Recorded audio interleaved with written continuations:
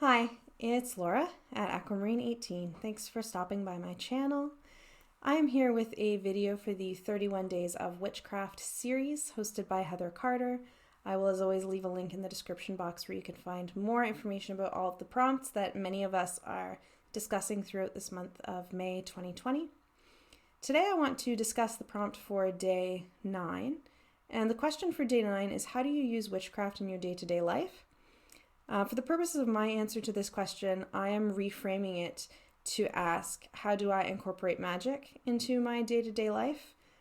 If you would like to know more about why I'm reframing it in this way, then I think the video I made yesterday, where I talk about the word magic and why magic is important to me, will give some context to this, but I think that this video will make sense without that context as well. So how do I practice or incorporate magic into my day-to-day life?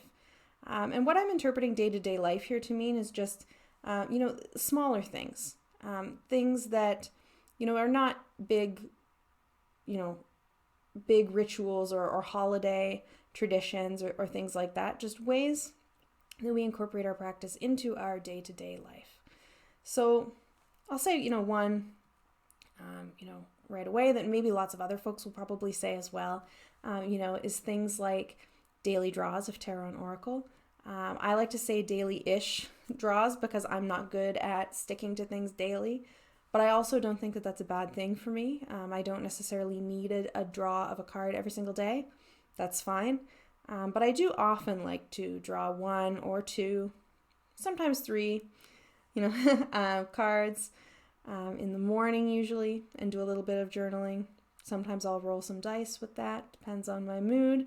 I don't have a fixed, really rigid way of doing that, but just setting aside that little bit of time in the morning,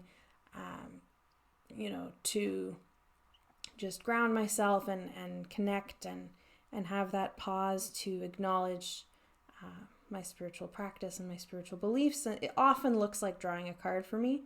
Sometimes it might be a little, 5-minute meditation as well, but I like to have something in the morning anyway. And that's pretty much daily. I also incorporate my magic into my day-to-day life with my day planner. So I have the Metaphysician's Day Planner by Benabel Wen. I won't get too much into how I use this, but I will say that my word of the year, very relevant to this day's prompt, is integration. And when I came up with this word integration, I was thinking about wanting to be very conscious and very deliberate in the ways that different aspects of my life pervade each other, right? And thinking about, for example, my spiritual beliefs, my spiritual practices, my magical practices, not just being something that I do in kind of my, on my tarot table at a full moon or something like this, but something that is really, pervades the rest of my life. And so I started using this Metaphysician's Day Planner for the first time as my day planner, like as my day planner for my jobs. When I have to be in a meeting, I write it in here. Before the first year I had got one of these, I'd been using it to keep track of daily draws and things like that and writing the cards I got every morning. So now I'm continuing to do that, and I write my cards in here, or anything else that I do that is magical and feels relevant and wants to be written down in here. But I also just use it for my work, right? My work has nothing to do with spirituality or religion or my practice or anything like that, totally unrelated. But I like to bring those things together in that way. I think of magic in day-to-day life as, for me, being about kind of cultivating a spiritual or magical or my pantheist kind of mindset, right, throughout my day-to-day life. And so this is one way that I've found of doing that. And I'm not going to get too much into how I use the planner, but I've also made some extra stickers I put in so that I know when the moon is in my sun sign, my moon sign, or my rising sign, which is something that the accompanying guide to using this planner talks about, the significance of those. And there are charts for each month that tell you where the different celestial bodies are, but for the moon, I like to have them right there on the day. And I've added in different moon stickers and things like that. God loves stickers, right? I have the cards that I drew for my year ahead are all in here. And there's space designated for that, where the cards that you chose can go there for the month, and then the notes for the beginning of the month and notes for the end of the month. So I've been working with that. And I find that in terms of bringing magic into day-to-day life, or cultivating a magical mindset, having this, with me on my commutes and just at my job really is something that is special for me, and that I'm going to keep doing for sure. I was quite hesitant about this at first, because I know that I can be a bit of a compartmentalizer, but I really love this, and I feel really good about this system. In terms of other ideas, how to bring magic into my day-to-day life, I think of things like cleansing. We talk about energetic cleansing a lot, but cleansing of the body is a magical and a spiritual thing as well. Taking good care of the body is a place where I bring that mindset. I have some different things, different tools that I like to work with or incorporate into my day in that way. I have this sweetgrass protective body oil is one of my favorites. This sweetgrass oil was made for the center, the shop at a indigenous nation close to where I live. They have all different indigenous produced items there, and so that's where this comes from.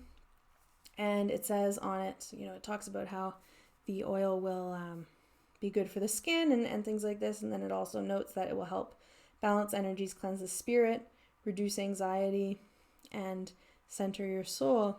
And so you can add it to bath or onto the skin. And that's a way of incorporating magic into my daily life for me with sweetgrass. I also think of, in terms of magic in the day-to-day, things like adornments. So I'm sure that probably I will not be alone in talking about things like wearing jewelry with crystals in it, or carrying crystals, on my person as a way of incorporating magic into my day-to-day life. I don't want to show too much of that now, because I am filming also today the video on herbs and crystals in my practice, but I have some crystals that I like to just carry with me. For different reasons, or with different intentions that I'm looking to bring about, or different mindsets I'm looking to cultivate or manifest, or effects that I'm seeking. And so that's a way of bringing magic into my day-to-day life as well. Somewhat similarly, in terms of thinking about cultivating a particular kind of mindset, I would say bringing magic into my day-to-day life, something that would fall in that category for me is some of how I decorate or lay out my home. So I have things like tarot artwork, things like that framed, throughout the house that keeps that kind of magical mindset for me all the time. Things like incense and aromatherapy with essential oils, or candles, or the different imagery that I put around my house would definitely fall into this category. I also always display things like my cards for the month and card of the year, so that I'm thinking about those things throughout, again, in day-to-day life, not just something that I'm thinking about when I sit down at the table with the journal and set aside an hour, to think spiritually, just bringing that into the day-to-day all the time, right? And breaking down those kind of distinctions between different areas of my life, in ways that I experience as positive. It's also good, I think, in terms of displaying things around the home. If I want to cultivate, gratitude for something specific, or, express reverence in a particular sort of way, then a depiction in the home can be good for that. Whether that's, photographs of ancestors, or relatives. There's a question about ancestors later, so I'm not going to talk about that too much here either. Or, animals or plants or anything really, right, that you have around the home that you are putting in a place of respect. That's bringing magic into day-to-day life, I believe. And so really just, I was going to say actually one thing that I did have here that I was going to show. I was talking about adornments and things like wearing crystals and carrying crystals, as a way of bringing magic into day-to-day life. And I think that that's true, I wanted to say, of like adornments in general, and not just crystals, right? I think like personal, styling and adornments in general, things like hair cutting can be a really magical experience. And also, I was going to wear in this video and then show it, but it was bashing against my table, which is right here, so I took it off. This is a pendant of a bird that I like to wear, particularly when I want to speak clearly. I think the connection's fairly, obvious. The bird's song is hearable from great distances often, right, and really beautiful. So I love that bird pendant. I'm also actually, I'm not wearing any crystals right now, but I do have on a honeycomb ring. So that's a reminder of the pollinators and how important the pollinators are, to be thankful for the food that we have, for the pollinators' labor, and to try to make the world pollinator friendly, because we are interdependent with those pollinators, right? And I'm getting rambly. So I guess I'll just say, as by way of conclusion, bringing magic and bringing a magical mindset into day-to-day life for me. A lot of this has to do with really just, and it's going to maybe sound goofy,